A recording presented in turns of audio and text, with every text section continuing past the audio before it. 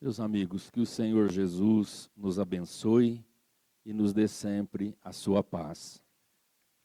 Nós gostaríamos de recordar de um personagem que ficou muito querido e muito famoso na França.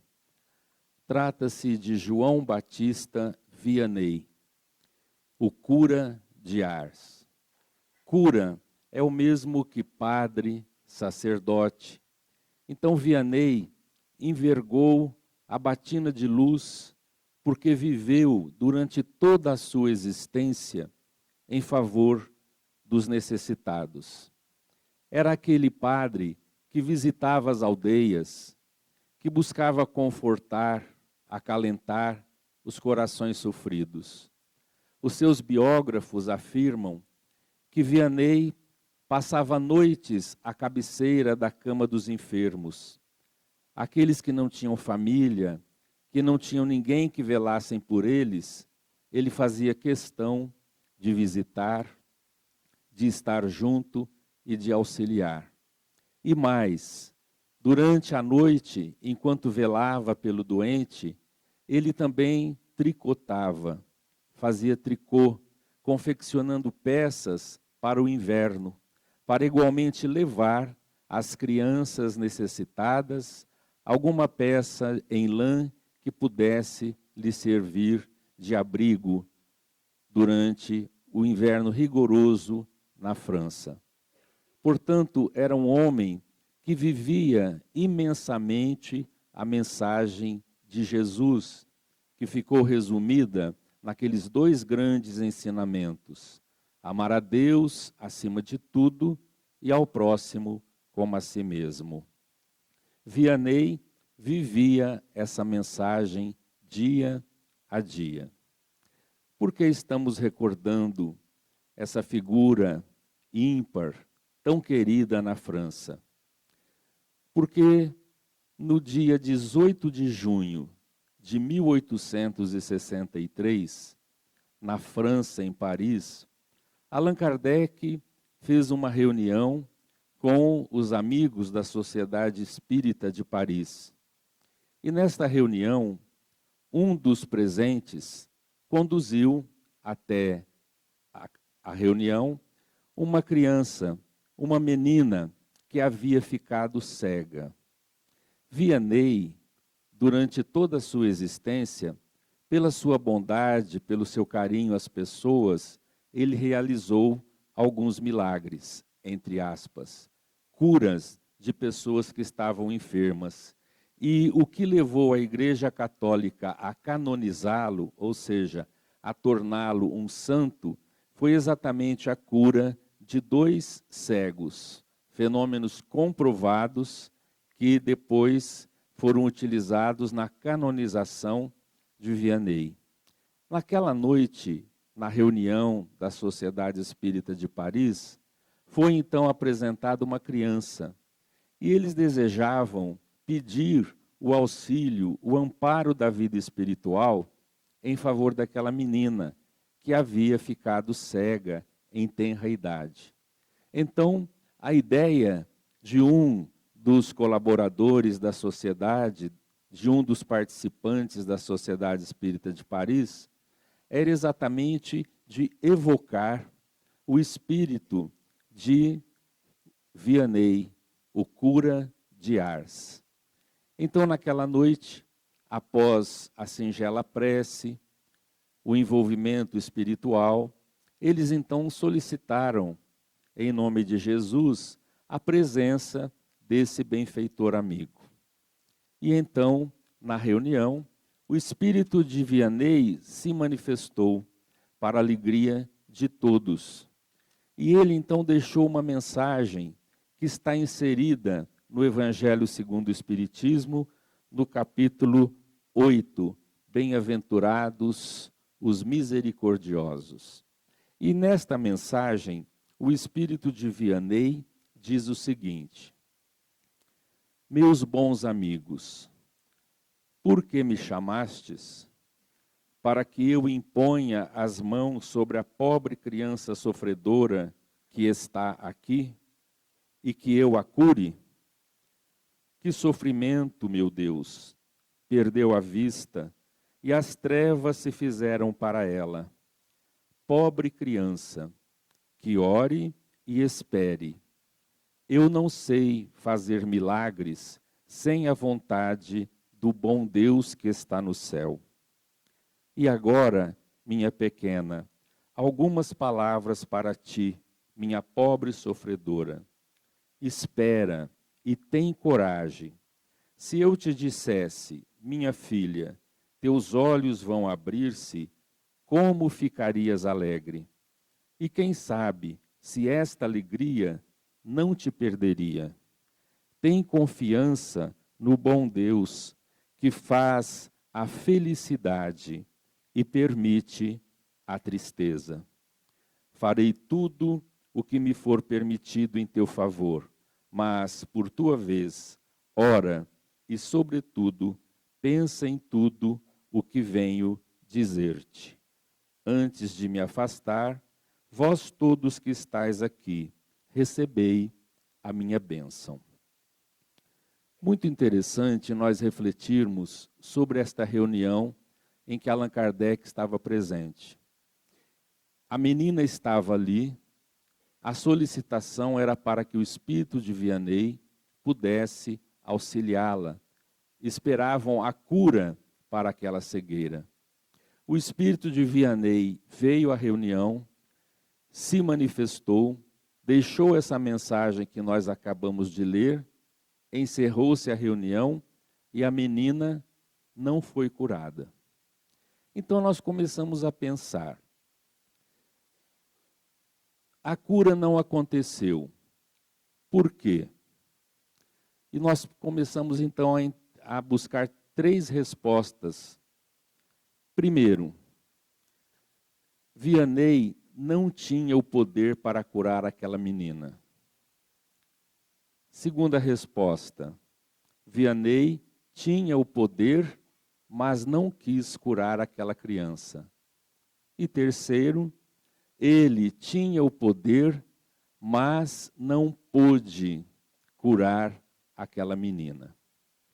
Então vamos pensar nessas 3 suposições. A primeira, que ele não tinha esse poder. Não.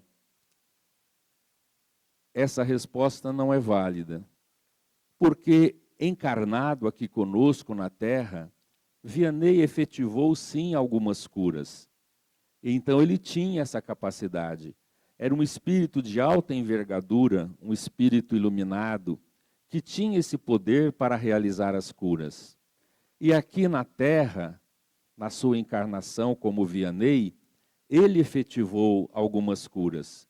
Ora, se encarnado ele pôde fazer isso, desencarnado, para ele é muito mais fácil essas realizações, porque ele está liberto da matéria. E como nós sabemos, fora da matéria, as faculdades do espírito se ampliam ainda mais. Então, Vianney tinha esse poder. Agora nos resta pensar, se ele não quis curar a menina, pela característica desse espírito, pela sua bondade, pela sua gentileza, pela sua abnegação, pela sua existência de preocupação com o próximo, no sentido de ser útil, de ajudar, de estender as mãos abnegadas, nós vamos entender que, por certo, no seu coração, Vianney desejava realmente curar aquela criança, tirar aquela dor, a escuridão dos olhos daquela pequena. Então, naturalmente ele queria. Então a resposta acertada para essas indagações é a última. É aquela que nós afirmamos que Vianney tinha o poder, mas ele não pôde. E por que ele não pôde realizar a cura daquela criança? Nós então vamos refletir. Nós sabemos através da doutrina que todas as nossas dores, todas as aflições que nós encontramos aqui na existência, tem uma causa justa. Esta causa pode estar na vida presente, nos dias que nós estamos vivendo, ou pode estar em vidas passadas, em existências anteriores, quando nós cometemos um erro, um equívoco, e agora a lei divina nos alcança para o devido acerto.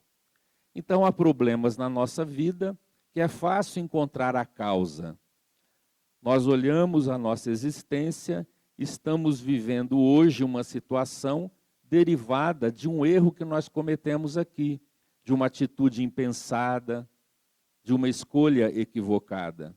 Quantas vezes nós dizemos assim, vivendo agora a consequência de um erro? Ah, se eu soubesse, eu não teria dito isto. Ah, se eu soubesse, eu não teria agido daquela maneira. Então, essa é uma dor, essa é uma aflição que é fácil nós identificarmos a causa, porque essa causa está aqui na vida presente.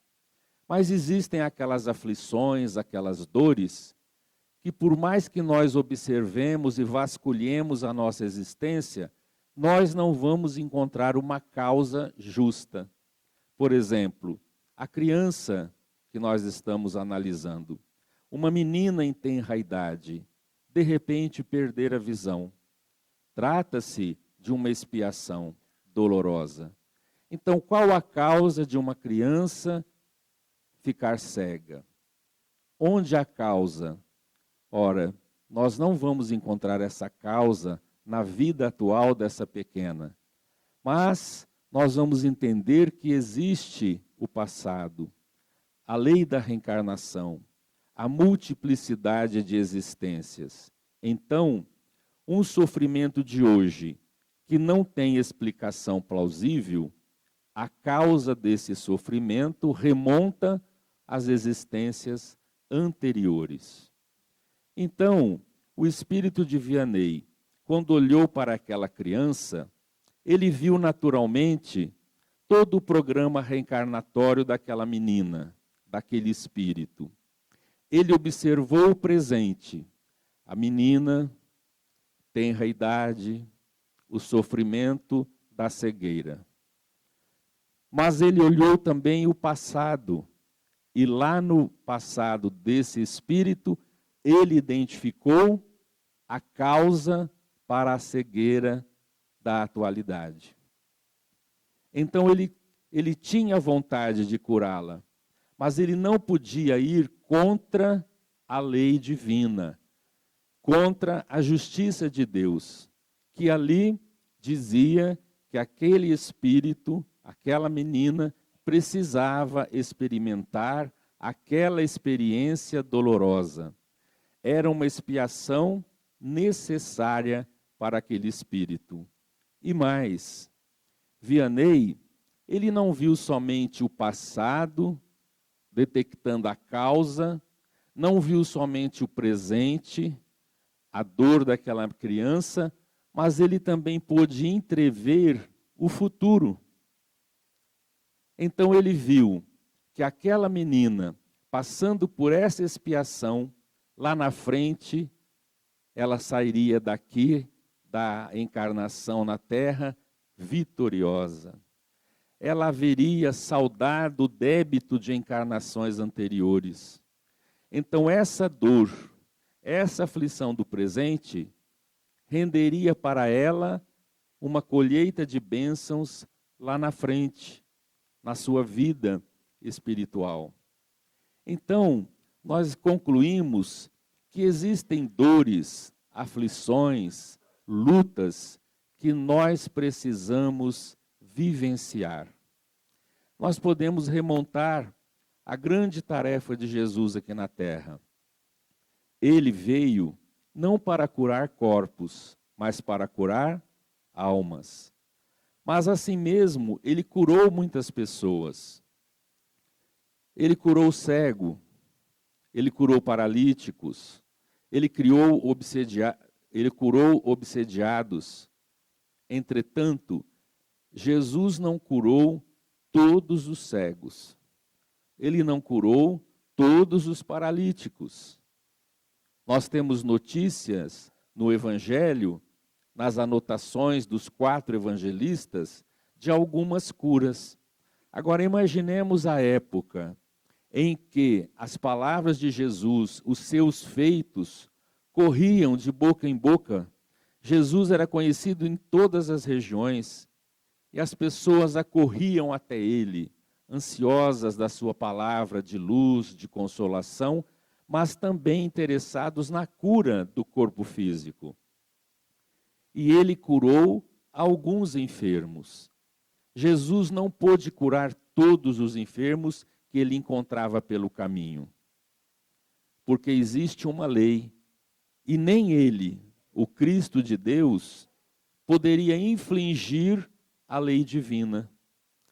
Então, para aquela criança, a lei divina mandava que seria necessário para ela aquela vivência, aquela dificuldade, mas que lá na frente ela estaria vitoriosa. Então nós passamos isso para a nossa vida e nós começamos a pensar, todos nós vamos enfrentar na nossa existência uma dificuldade mais forte, mais intensa. Quem não vai passar aqui na terra por uma dor pungente? Isso faz parte da nossa existência. Crer que nunca nós vamos sofrer, que nunca nós teremos um desafio grande na nossa vida, é ter uma ilusão. Porque a realidade nos diz que nós passaremos, sim, ou já passamos, por lutas acerbas. E diante dessas lutas, é natural que nós roguemos a Deus que possa nos livrar dessa aflição, dessa enfermidade, dessa dor, desse problema. Oramos e rogamos aos céus o amparo no sentido de solucionar o nosso problema. E Deus nos atende. Jesus não disse, pedi e obtereis? Então toda súplica tem resposta divina. Entretanto, a resposta muitas vezes não é aquela que nós desejamos, mas é aquela que vai nos trazer benefícios espirituais. É aquela que vai nos fortalecer para o caminho. É aquela que vai permitir que lá na frente nós tenhamos a palma da vitória, de passarmos pela existência e termos colhido experiências ricas, preciosas para o nosso caminho. Nas últimas palavras de Vianney, ele diz assim: Deus criou a felicidade, mas permite a tristeza. Veja que interessante as palavras de Vianney. Deus criou a felicidade, Deus quer a nossa felicidade, mas Deus permite a tristeza. E essa tristeza é criada por nós.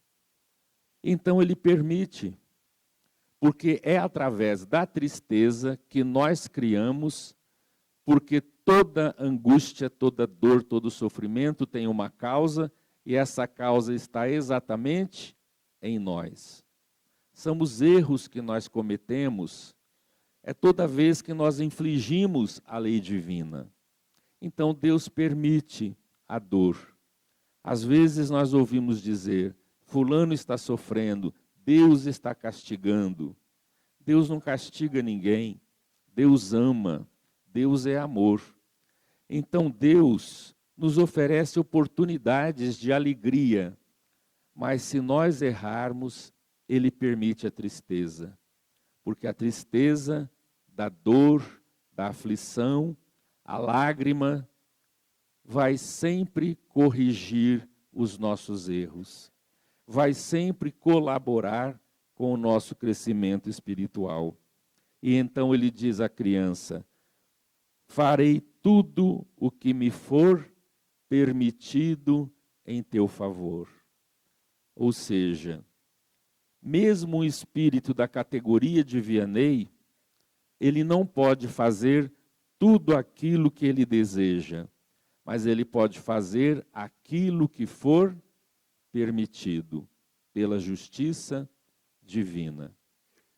Então, nas nossas aflições, nós precisamos pensar com a razão.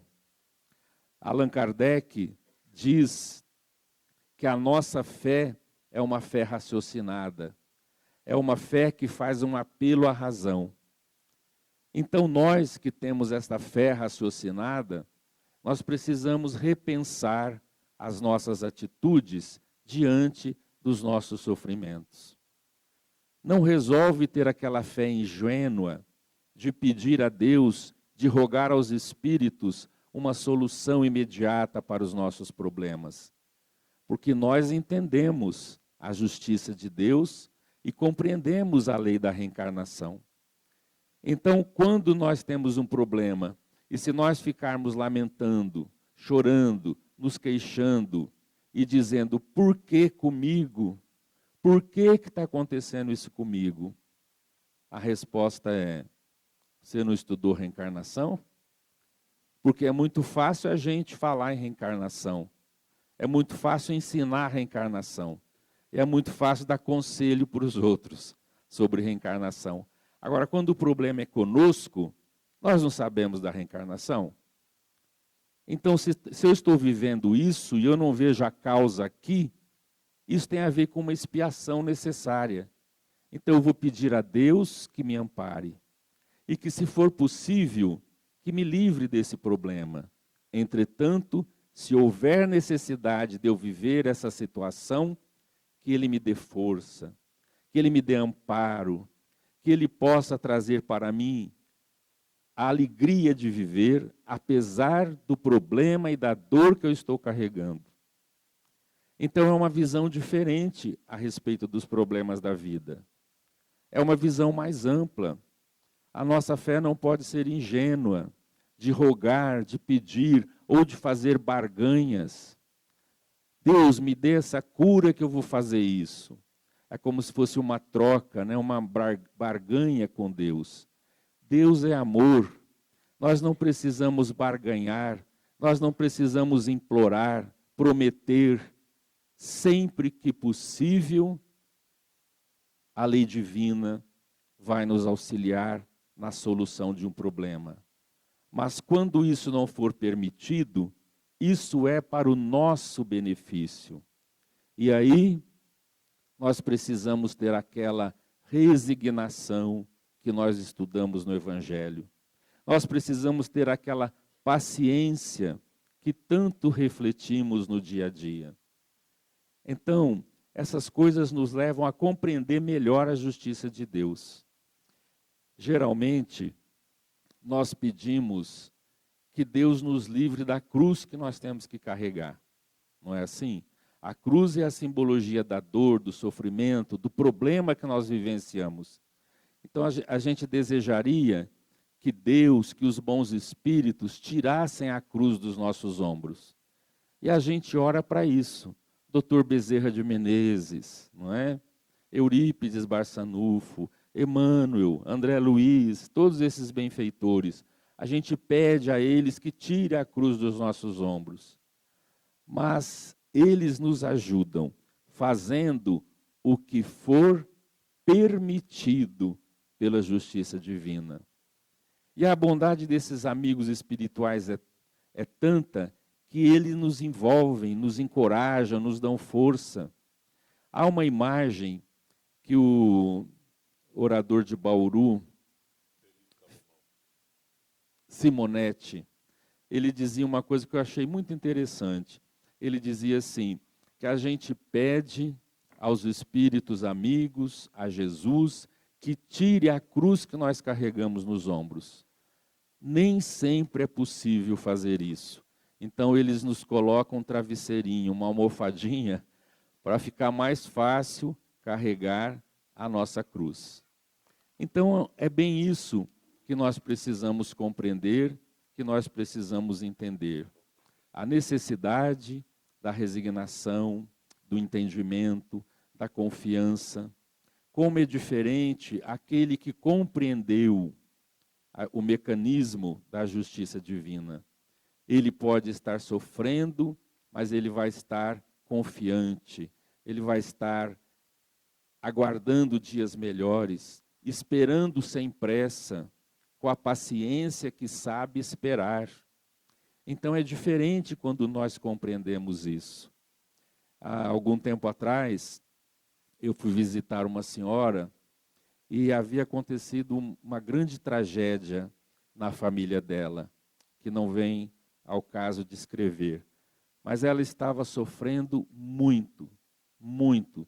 Era uma dor realmente terrível, um problema gravíssimo, né, na vida dela. E a gente foi visitá-la para conversar, né, para tentar ajudar, consolar. E nós começamos a conversar com ela, e ela disse assim para mim, a gente tem que continuar vivendo, a gente tem que ter esperança, porque Deus sabe o que faz. Quando eu vi essa frase dos lábios daquela mulher, isso soou em mim de maneira totalmente diferente. Deus sabe o que faz, a gente ouve por aí, mas dos lábios daquela mulher, que estava vivendo uma dor terrível, um problema gravíssimo, sofredora, e ela dizer, Deus sabe o que faz. Eu pensei assim, essa senhora, analfabeta, sozinha, viúva, sofrendo, falou em poucas palavras tudo o que eu estudei de espiritismo até hoje. Deus sabe o que faz. Então, se a gente entender isso, já basta para nós seguirmos adiante com confiança, com esperança. Então, prezados amigos, queridos irmãos, diante das lutas da vida, não vamos baixar os olhos para o barro da terra. Vamos erguer os olhos para o infinito, para as estrelas, confiantes de que nessa jornada nós não estamos sozinhos.